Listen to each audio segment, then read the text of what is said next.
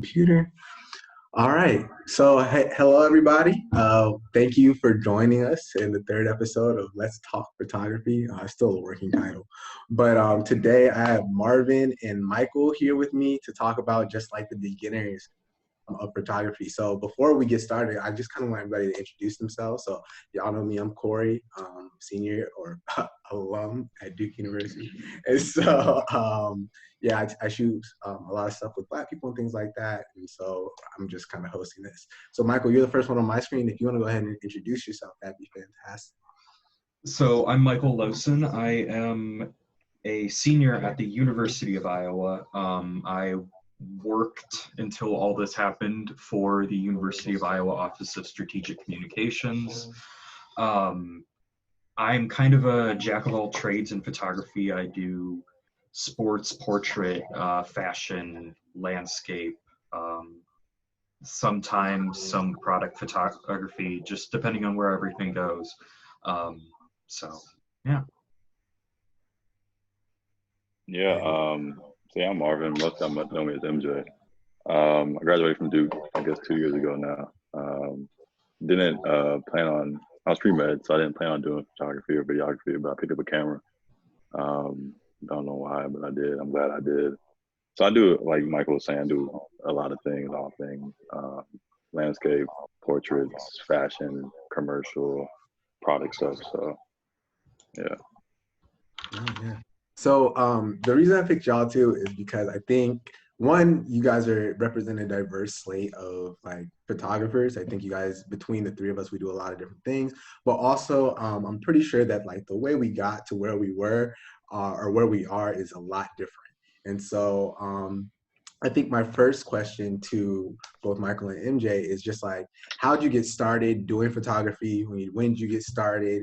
And like what did you start shooting on and things like that. And so you guys can kind of just hop in. And then just a disclaimer to anybody who's watching as from home, feel free if you see anything that you like to hear or you have a question, feel free to hop in at any time. Just kind of type it in the chat and I'll try to bring it up as we're talking. So yeah, so we can start with that first question if you guys are ready.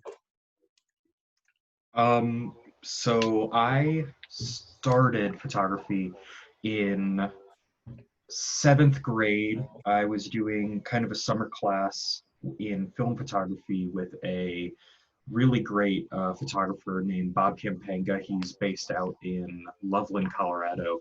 Um, so I did some film, and then it just kind of tapered off. It was just one of those classes I took, and then um, summer going into my sophomore year of high school, I picked up my parents' camera and I just started taking some like pictures of flowers and like some landscape stuff. Nothing super exciting because it's Iowa and there's nothing exciting here. Um, so after a while, I started doing stuff for at my high school. We have show choir here. It's like Glee Club or whatever, but way more intense and with insane parents. Um, so I started doing photographs for them, making some money because obviously parents are going to buy prints for graduation and all that stuff. I joined yearbook. I started doing sports and stuff. I interned at a pretty big studio in Cedar Rapids, where I'm from, doing senior photos. And then I went to college and I got into working with the university. And yeah, it's just a bunch of ups and downs and me getting interested in one area of photography and then learning from there. So. Yeah, so I picked up a camera roughly a year and a half ago, maybe. Yeah, about a year and a half ago. Really just because I was on YouTube. Well, I've always liked photography. I've always liked videography and like videos and how they're put together and edited, and I like how pictures looked. And I just didn't really know what was like why I was so interested in it. But it was always cool to me. And a lot of my friends had cameras also. So like Corey had a camera, Chandler had a camera, other people had cameras. We were taking pictures around Duke all the time. So yeah, I was like, I want to buy a camera, and I started doing more research on it. Then I came across like a few YouTubers that I really liked, started watching their stuff more, and I was like, well, I would like to try this. So I picked up a camera. I bought like a Nikon D5600, like this crop sensor, digital. So yeah, and I started shooting. My first pictures were terrible, really bad. Taking my girlfriend, they were awful. But yeah, so that's how I started. No, that's real. I started a long time ago. So I started in church, and I started on a Canon T7i or T3i. I was shooting choir stuff. I was shooting just regular, just church goings ons and things like that. And then once I got to Duke, I got a lot of like formal training. So I was able to kind of step my cookies up. Um, so yeah, I'm really appreciative to Duke because like they gave me a lot of the tools that I know now to shoot and things like that. But one of the things that I learned really early on is that photography is an expensive hobby. Like it's between cameras and lenses and things like that.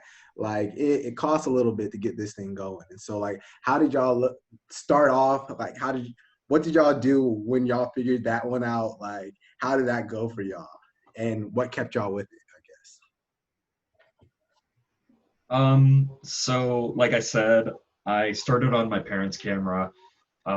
It was a Nikon D80, which at the time was a very good camera. It was a 12 megapixel, probably about 5 frames a second. And when you're doing some action stuff, that's pretty good. Eventually, for my birthday, my parents got me a D5300 body only. And that's about as far as they supported me financially in photography. I quickly learned that shooting people's senior photos in high school is very easy and pays pretty well if you're a high schooler. So I saved up money and bought all of my cameras and all of my lenses. Currently, I'm shooting with a Nikon D500, and for the most part, it's all gently used and refurbished gear, which is what I recommend for just about everyone besides the pros who have the money to just buy used and refurbished gear because it's so much cheaper and you get the same quality out of it. Yeah, I wanted to buy my first camera in high school. Absolutely not. It cost too much money. So after like working for a little while, when I graduated, I decided to buy a camera. My first trip to B&H in Midtown, I spent like $1,000 or something. You know, because I definitely spent more than that. You buy a camera, and then you buy like the 2 kit lenses, and then you buy like the bag, and you buy like the ND filters, and then you buy like, so you start buying all this stuff because like, oh, you should get this, you should get this, and it's like, all right. But then you realize like you need all this stuff, but you would have never gone in like, so that's one thing I guess, like the sticker price you put on the camera is nowhere near what you actually end up paying just because accessories. And then as far as like other gear, that's been the biggest thing. I guess the first thing I started really trying to invest in is lighting. Because like a lot of things you can kind of get by without having like certain equipment, but like lights is kind of like essential. And then slowly but surely, like new gear started getting dropped. Like I bought a gimbal that was like one of the smallest form factors they had. It was pretty cheap, but it just so happened to come out like last October. So I bought that. I bought one of those like a Mavic Mini, like a mini drone.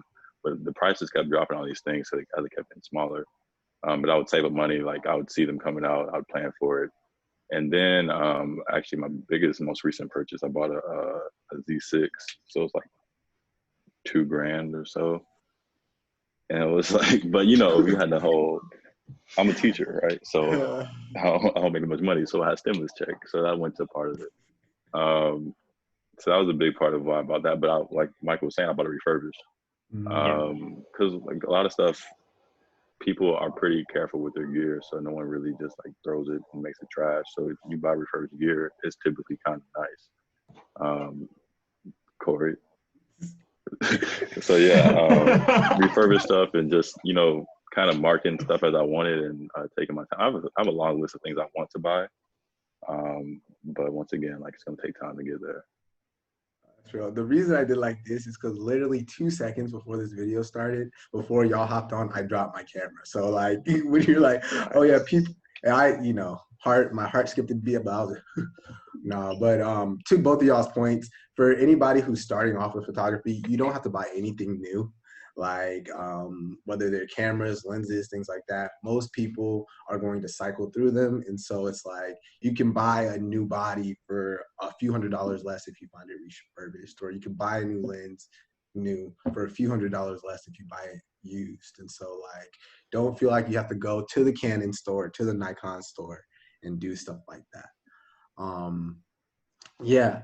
So as I'm kind of moving on, so where did y'all first know that like y'all were good at this? Like who paid y'all first? How'd you go about that? I'm still not convinced I'm good at this. But quickly, back to that last point quick. I have this actually written down because I wrote down a few of my thoughts. For the most part, gear doesn't matter as much as the companies want you to think it does.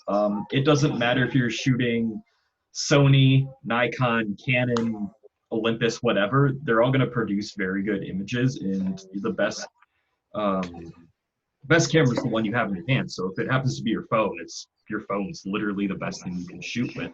I mean, yeah, once you get into, I guess, video making gets a bit Oh, more gear heavy, just with labs and shotgun mics and tripods, X, Y, Z.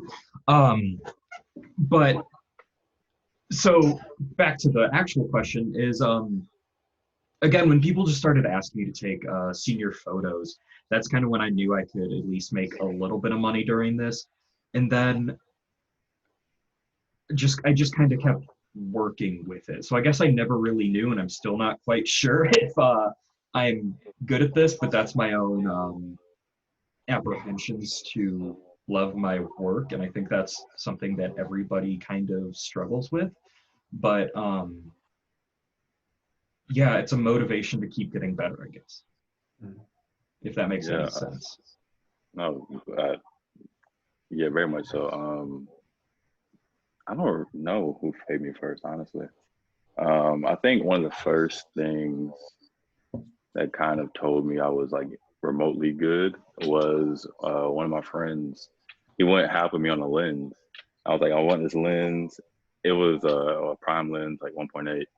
And I think if Tion's on here, he went half of me on this lens. He was like, I want to take his pictures, blah, blah, blah. Like, I'll go half of you. I was like, what? So I was just shocked. But I don't know if that was the first time someone like ever contributed like monetary to like this. But soon after that, just like people were just kept giving me confidence as far as like pictures and stuff, and I was kind of like, I guess like I'm trying to get better. But like Michael was saying, you see other people's stuff, or at least I do, and like I don't compare myself. I'm like I want to be somewhere. Like I want to figure out certain things they do, or like I just want to get better. Um, and it's kind of funny looking back on your first things, like the first pictures you took, or like the first video. I remember the first video I made. Some magazine hired me to like shoot their fashion show, and I was like, I look I I look back on it and it could have been better. I shot in the wrong frame rate, I think once or twice. Like I wanted slow motion some things, but it was bad, whatever. But it was better than I thought, I guess. But I've definitely grown a lot. So I'm not convinced I'm great or good yet, but I'm trying to get better. no, that's real. And we'll kind of come back to this, but you guys were talking about something earlier that I kind of wanted to go back to. You guys were talking about the first pieces of gear that you bought. So I know after I bought my camera, I bought a tripod first and a flash next, like a on top flash next. And so like what were the first pieces of equipment, or like what are some, if you could make like a camera starter pack for somebody who's just starting, what is the camera plus two or three other things that you need in your mind? I'll let you take this one first. Um, so yeah, first thing I got was a tripod. My girlfriend actually she bought it before I bought my camera, so I really had no choice but to buy a camera. She bought the tripod for me. I guess the first thing I bought after watching like a bunch of videos, like trying to figure out what's the best lens, blah blah blah. Like it depends on what you need it for. So, but I bought a 35 millimeter like prime lens. Um, because like kit lenses, the they're not great. The quality isn't great. You can't it's just they're not great. So that was like the cheapest lens I could buy. That was also pretty like I could shoot somewhat wide open. Um, so I think that like a 35, like whatever prime lens you like, man, it would be a 50 or 85, whatever you're doing. Um, and yeah, lighting. I'd go with like some type of lights, whether it be like continuous lighting or like strobe or flat, like whatever it may be, but some kind of lights and a lens that can shoot fast. I guess I have my two favorite lenses here, which are actually some of the cheapest lenses you can buy, 50-1.8 and 35-1.8. Like he was saying, those, I mean, they're less than $200. They are sharp as hell, and they're lightweight. And if you accidentally kick one down a mountain, you lost $200. Not say if you bought like a 24-70, that's like 2,000. I'm just saying, prices out.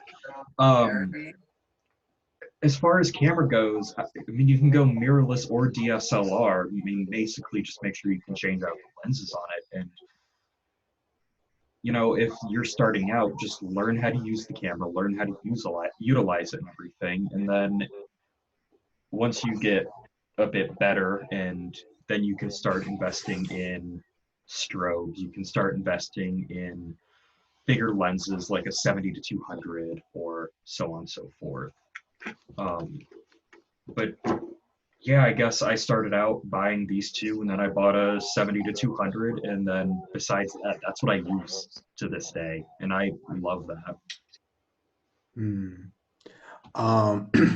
So I'm gonna answer this question. I'm gonna hop on to the question that Isabel just gave me. But so the first thing I bought was again a tripod, an on-camera flash, and then the first lens I got was my 50mm 1.8 lens. It's a fixed lens, less than $200. You can shoot wide open on it, and like I didn't throw away, but for grad shoots, I just rediscovered this lens to start shooting with that again. And so like I messed up in one of my last grad shoots and forgot the batteries to my light, and so I had to pull out my 50mm lens to shoot so I could shoot like in lower light, and like I just fell in love with it all over again. And like so a fixed lens that you can shoot wide open, and when we say wide open, we mean it like 1.8, is always great. But so one of the questions I just got is if you get a mirrorless camera, can you use a DSLR lens? It depends. And like in my experience with Canon, it depends on the camera.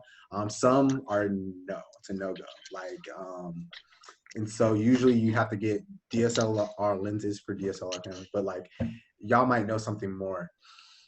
So yes, you have your Z6 right there. Is that still your 50 on there with the adapter? Yeah, this is the 35 and adapter. Oh yeah. So Nikon and Canon both have adapters because they just came out with mirrorless cameras that don't suck. And so they're That's real. without getting way too technical into it, because I'm a very technical person, basically they both release new lines of lenses that so every mount is a different size for every different camera manufacturer, and so they just made an adapter. So if you they buy a Z6, you just use your adapter with your old lenses, and then you can still buy the Z lenses or whatever Canon is. Not totally sure about Sony. I'm trying to think. If you were here last week, Harrison Schultz was on, and I shoot with him a lot.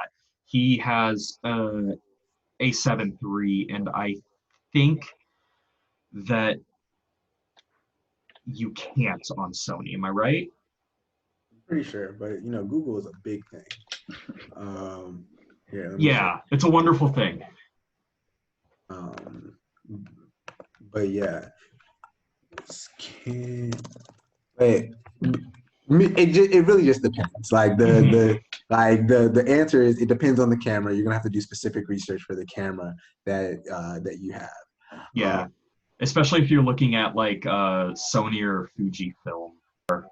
So many videos, and that's like one of the greatest things I can recommend to anyone is just take in as much knowledge as you can. You don't have to follow the techniques in the video. You can pick and choose as much as you want.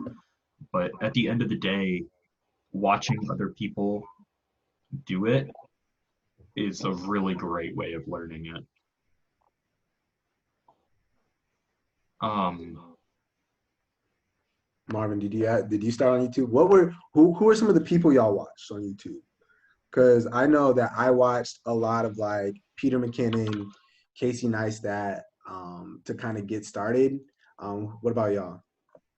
I watched Peter McKinnon. I didn't watch Casey Neistat that much until like later on. But like Peter McKinnon, this guy named Alan Palander, and then Andy too, were like the guys that I watched a lot.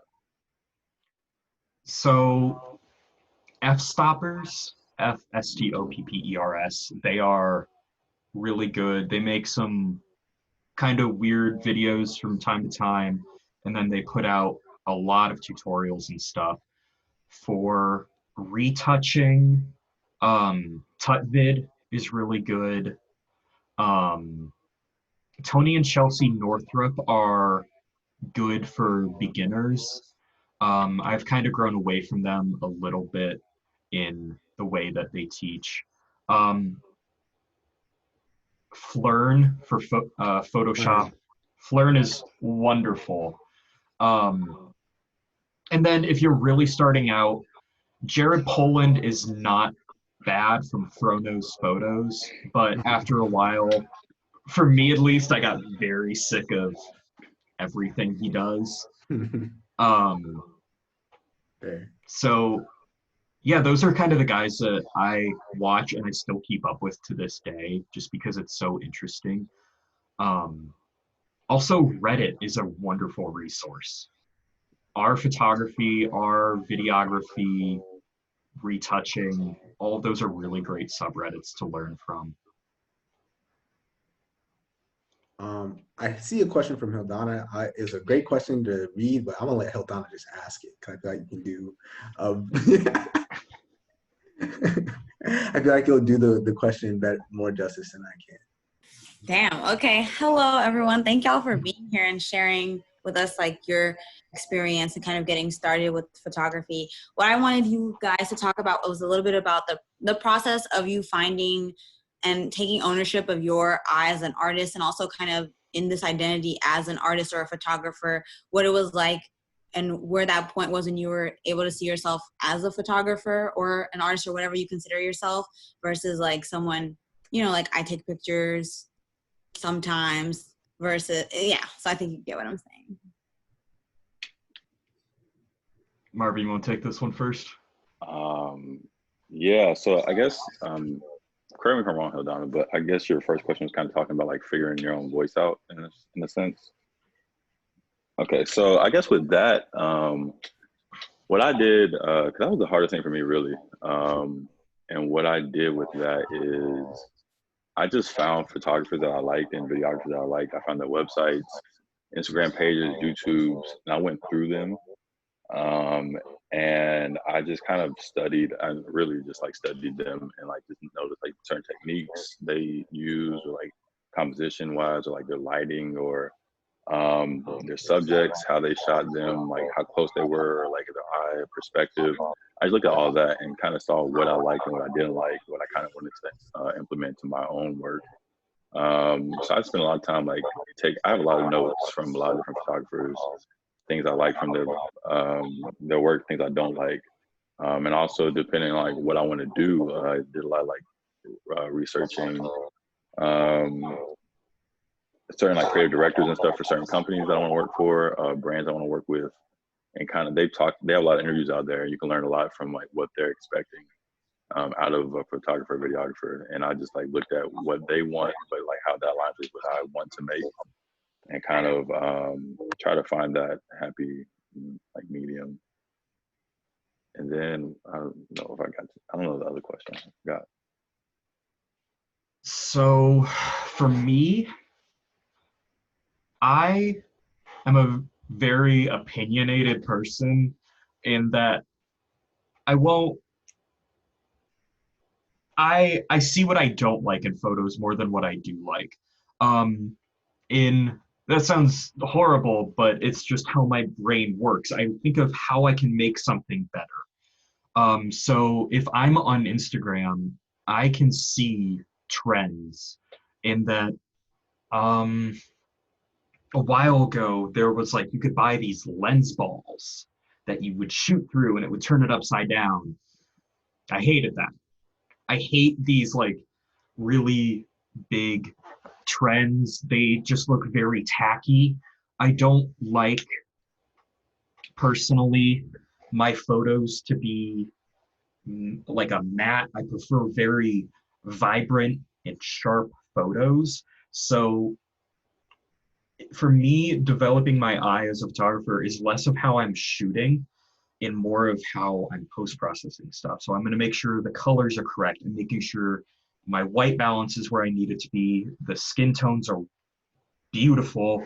And I'm making sure that it's just a photo that I like. And do I accomplish that 100% of the time? No. Do I accomplish it 50% of the time? Probably not. I'm going to be honest. Um, but it's just developing it was looking at other people's work and seeing what I could do better. Um, and that's always a good way of growing. I mean, again, it just sounds kind of awful, but No, that's real. And I think when, for me specifically, I started seeing myself as a photographer when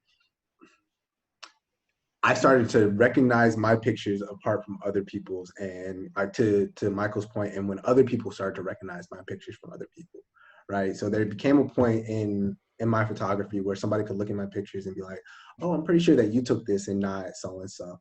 And so it was once I realized I had my own style that I tried to kind of develop my own style. And so I started to think about what I like to shoot, how I like to shoot, and then I figured out what it was I like to do.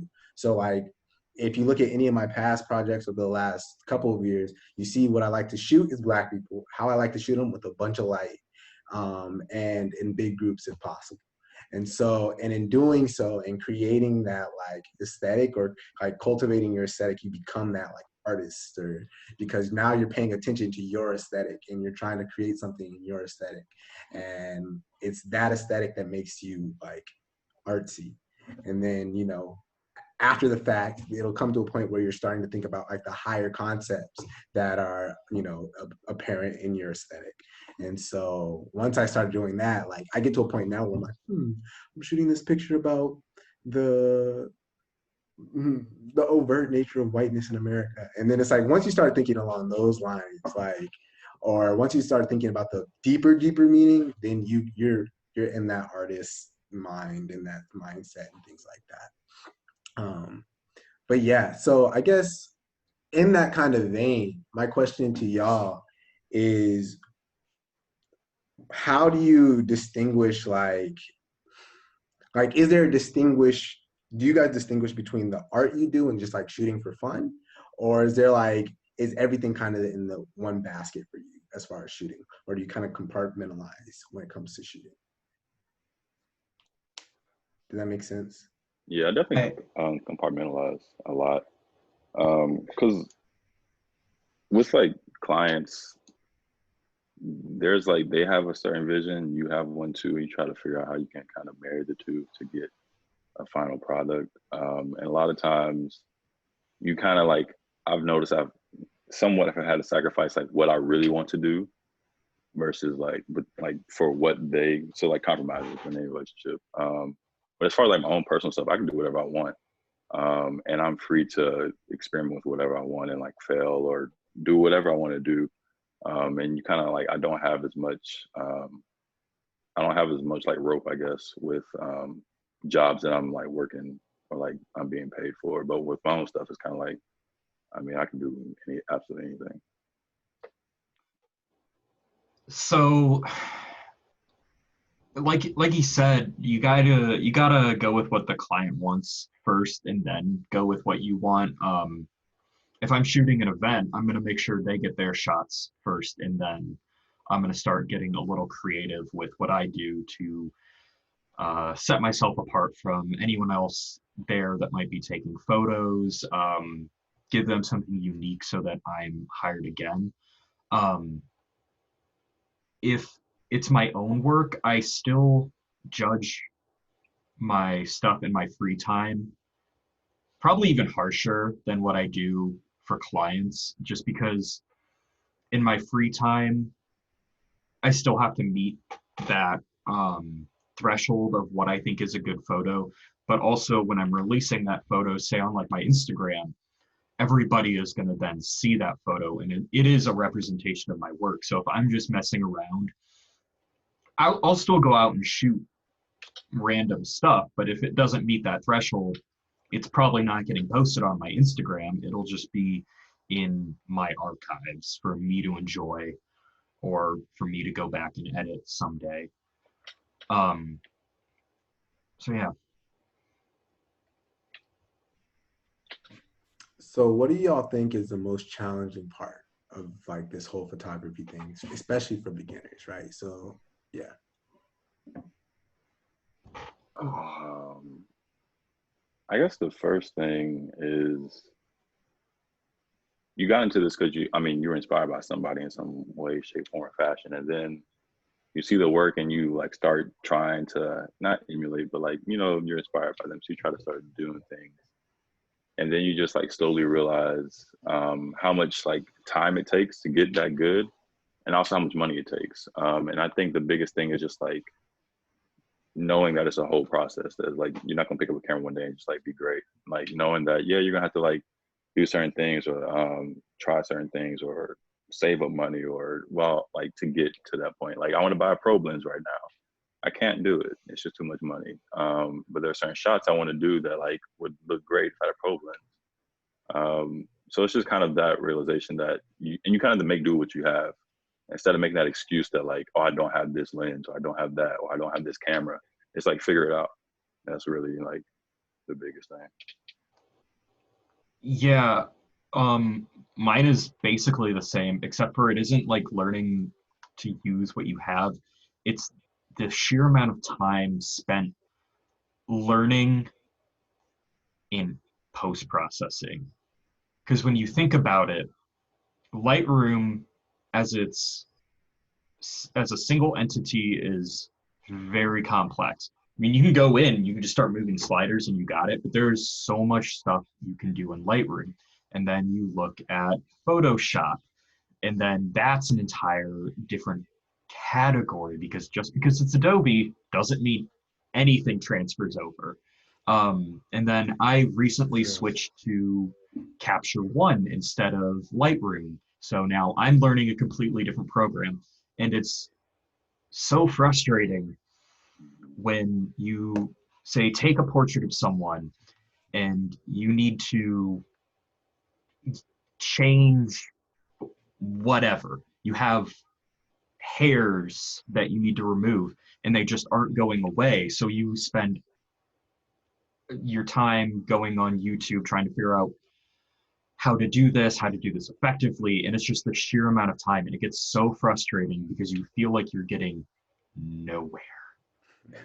And you just have to keep pushing forward because that's what everybody does. Eventually you're going to get it. And so it's just getting past these hurdles that keep popping up of like, I don't feel like I'm progressing. I don't feel like I'm taking good photos because you're seeing what literally everybody else is doing. Yeah, and to that point for me, I think it's realizing that like the photos that you see from other people are the best, are the cream of the crop from those people as well.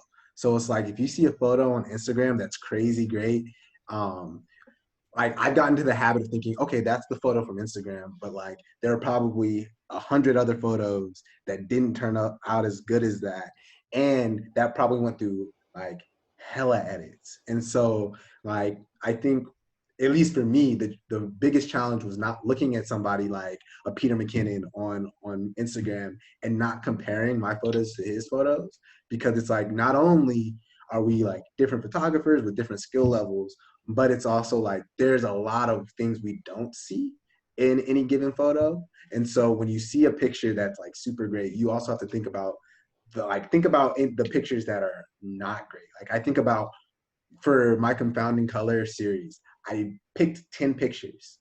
I spent 3 summers taking pictures for that like body of work, and there are 10 pictures to show for it, right? And so it's just like I have thousands of pictures that nobody's ever seen. And so um yeah, it's just like don't compare yourselves, and like comparison is a thief of joy type real, like it really is in photography. So another question from Heldana was, how important is feedback for you in continuing to develop your work in a somewhat subjective industry? And how subjective would you say photography is when you're doing commercial work? So I am not an art major. I kind of refuse to take art classes because I feel like art classes are way too subjective for me to adequately learn and receive a grade with. Um, because if I like the photo and the teacher doesn't, I just can't get my brain past that. I already know I am my own worst critic. Um, I recently did a shoot and I got back, I started editing them, and I just texted the model saying, hey, I messed up. Can we reshoot this? Because I personally did not like how they looked. I sent it to them. I sent it to my editor who, for the publication I was working with, he's like, these look great. And I'm just like, I don't like them. I don't know. I've had people come back and suggest, oh, maybe take away this in the background, maybe take the vibrance down a bit. And I'm like, okay, I'll consider it. But at the end of the day, it's my work. Um, that does, however, change when I'm working for the university, because the university they have a book that is their entire marketing strategy. And if I don't fit in with that, my boss comes back to me and says, hey, can you change this? Because it's just not up to par. And I'm like, yeah, I can do that. So it all depends on who it's coming from, what the end product is, and who it's for. So take every piece of criticism with a grain of sand or salt, whatever the phrase is. Yeah, feedback. I try to get feedback from a few people that like I like respect their opinion, and I try to just like if I think something's missing, I'm like, hey, what can make this picture or video better? Also, I try to look at it with like fresh eyes. Like, say I take a picture or edit a video together, I like sleep on it and then like look at it the next morning or the next day. I'm like, okay, this could be better, that could be better. So I definitely like there's been plenty of things I haven't posted or shared like anywhere just because I was like, I don't like it. Like it could be better. It's not as good as I want it to be. And sometimes people are like, just post it, just do it, just give like show what you've done. But it's also like, no, I don't want to. I don't. It's not as good as I want it to be. So I guess there's that whole like I'm my own worst critic thing, like a harsh critic. But yeah, I think feedback is good, and it allows people to like allows you to see other perspectives because your work will be viewed by other people as well. And like yeah, like you're the creator of it, but other people still will consume it, and they will have their own opinions on it. So you kind of wanted to like touch as many people as possible, as what, but like still reflect like what you wanted it to be. So I'm all for feedback. I think it helps. There's very few times someone's feedback has made me if I don't like it, you don't have to use it. That's the worst case scenario. I think also feedback is a necessary part of any like artistic endeavor, like anything, whether you're writing, taking pictures, like taking videos, like you're gonna need people to look it over. One of the things I have found, and maybe it's a me thing more than it is anything, but I'm a real stickler for like the technical aspects of photography. And so like to me, I feel like the art is a lot less subjective than people make it out to be. Because like I think about the rule of thirds and like the brightness rules and things like that.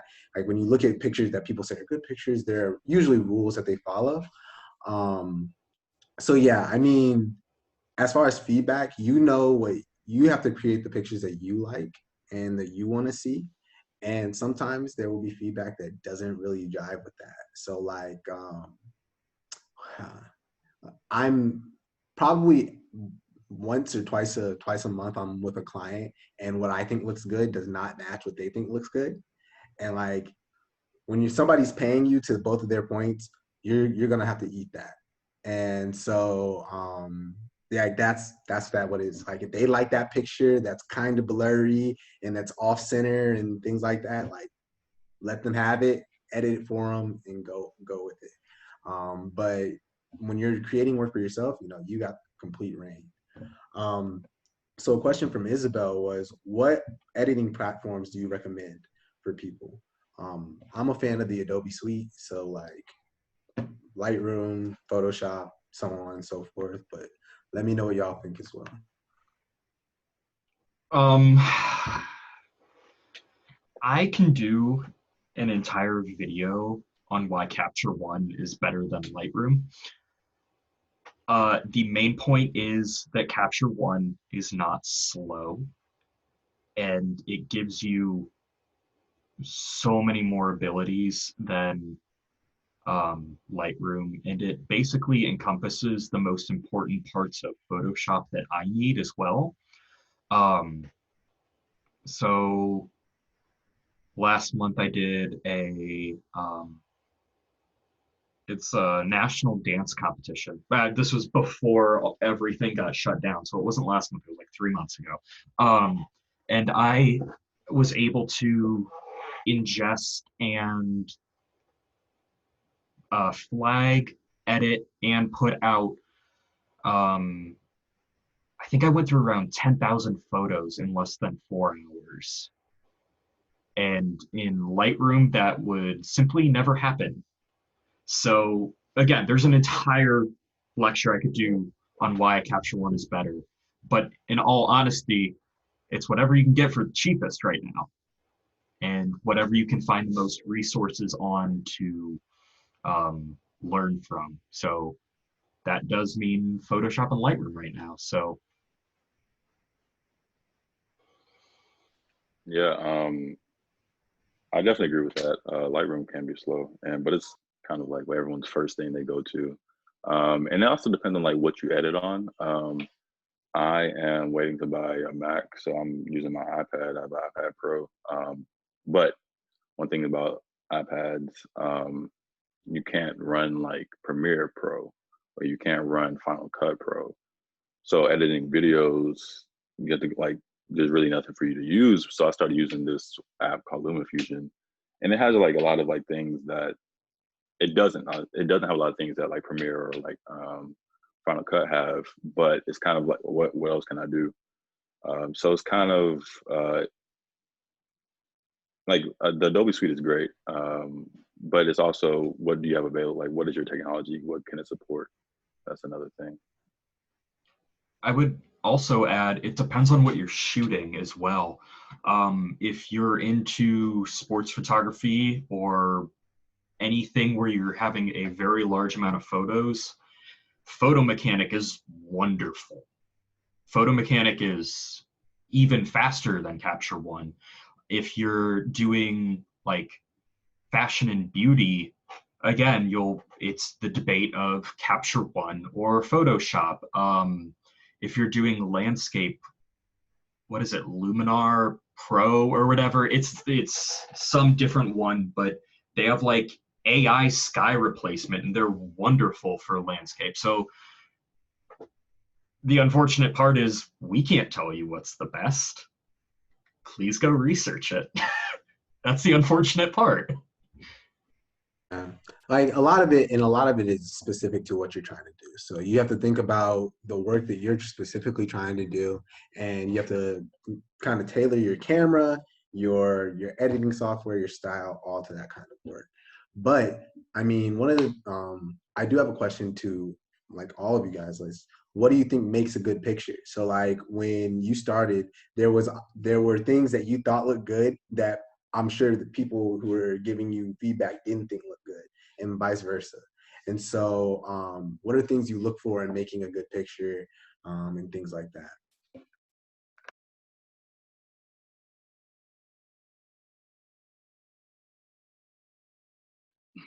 All right, so I guess one of the first things, a lot of composition stuff would probably be like the big, like I don't know, I don't know how to really like describe it, but sometimes you take one picture and the composition slightly off, take another picture, and it's better, and you just like this picture looks better, and you don't really like I don't know to the eye it just seems better. Um, a lot of times like adding like depth is a big thing for me. So like foreground elements, background elements. That's kind of something I've definitely slowly because I didn't have that in my older pictures, and now I try to like incorporate those little items in pictures just to like kind of add something different. So I definitely think it's a lot of those technical aspects for me are the things that kind of more than anything really because I feel like you can have a picture that has all the right lighting, all the right like the right setup, the right wardrobe, whatever it may be. But if your composition's off, like it just doesn't look good. Or like, yeah, that's kind of how I feel about it. I don't know if I can define what makes a perfect photo because I'm still trying to find it. Um, I mentioned this before, but F-Stoppers is an amazing community. I'm on their website right now, kind of looking at some of the recent photos that have been posted. And I mean, there's amazing work posted, and each one is different. For the most part, for me personally, I would say dramatic lighting is great. If you're shooting with strobes, getting the lights nice up and close so it causes a harsher shadow, and the background is there's a separation between your subject and your background. For portraits, I would say, great skin tones, and just a sharp photo. I don't know. Again, I still can't figure out what makes a good photo in my mind. Those are just things that I look for in general when I'm looking at other people's work. Oh, that's real. And then like, yeah, for me it's the same. I can think about things I really don't like in pictures. Like, I don't like pictures that are out of focus, or that are completely out of focus. So personally, if I have to have some crisp focus at some point in the picture. I'm a huge fan of also like layers. To MJ's point, the pictures that I think are the most interesting have a foreground, a midground, a background, and they're clearly defined. Lighting, to Michael's point, is another big thing for me. I carry around strobes with me. And like I carry a strobe on my back so that like whenever I go to have a shoot, I have as much light as possible. So I'm a huge fan of lighting. Um, and then like I'm an expressions person. So I shoot mostly people, and I shoot mostly like people and them doing what they're doing. So when you're doing portraiture, you're shooting people. I like expressions and interesting expressions. So you can gotta kind of get a feel for the people and like the feeling of the shoot that you're in. But that's a me thing. And so yeah. Ooh, I don't know, man. A question we just got is, what's the best way to network for photography? I don't really know, sis. I think personally, it's any photographer has a group of photographer friends, and that group extends. So like I know Michael because I know Harrison, and Harrison knows Michael, right? Mhm. And I think it's utilizing those networks and making sure you're reaching out and doing the best with that. But y'all tell me. I don't, because I'm at a loss.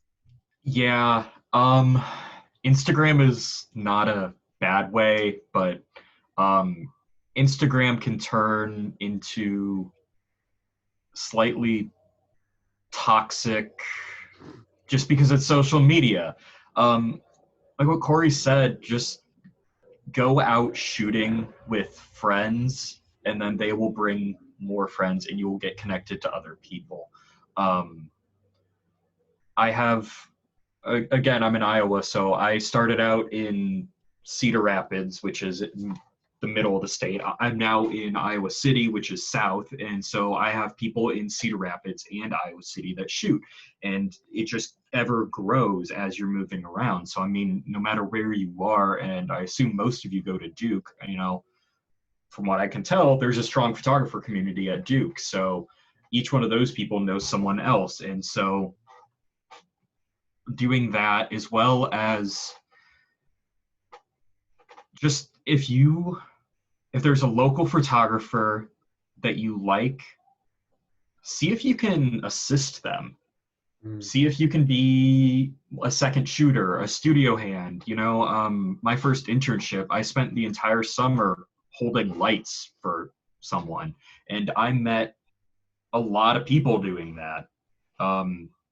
So I met a lot of clients, even working for these other people. They came to me for photos. So it's just getting out and making yourself known, whatever way that may be.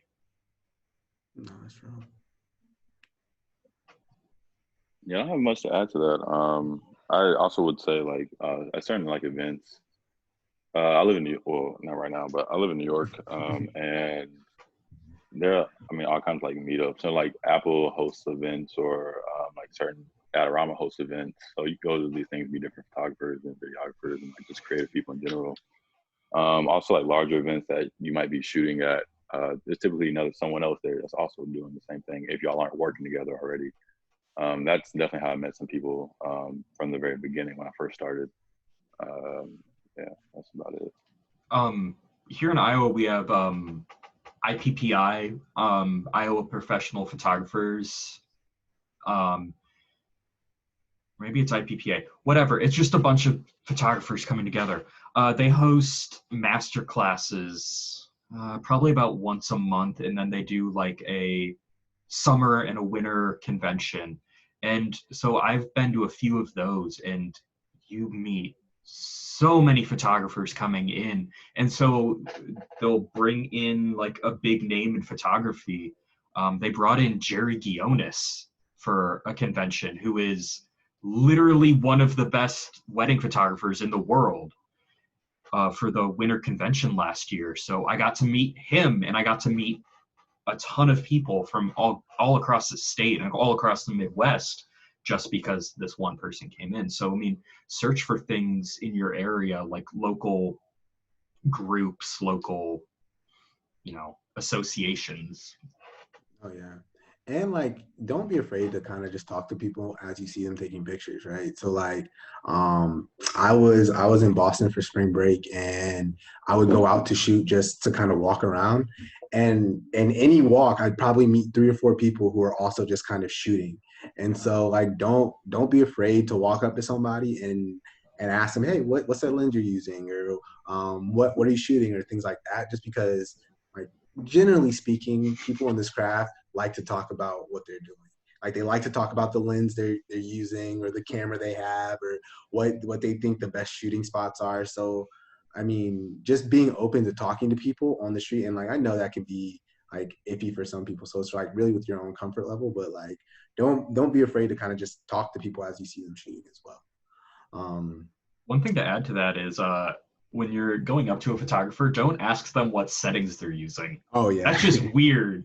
Like, first of all, settings are subjective. Second of all, you're not going to be using them. And third, that's just an odd way of starting a conversation.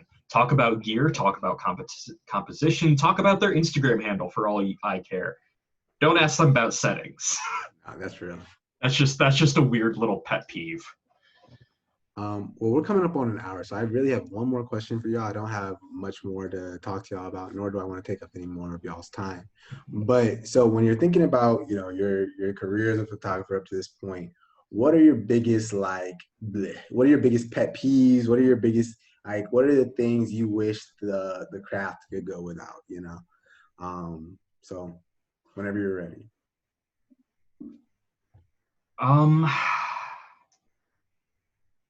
I wish that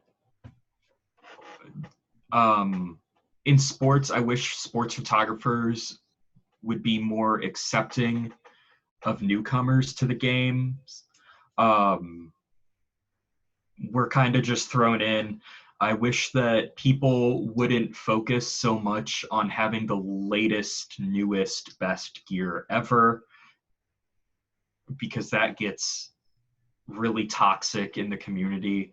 And I don't know. I mean, this sounds really stereotypical, but just focus on the positives and keeping each other going and shooting, because I think this was said last week.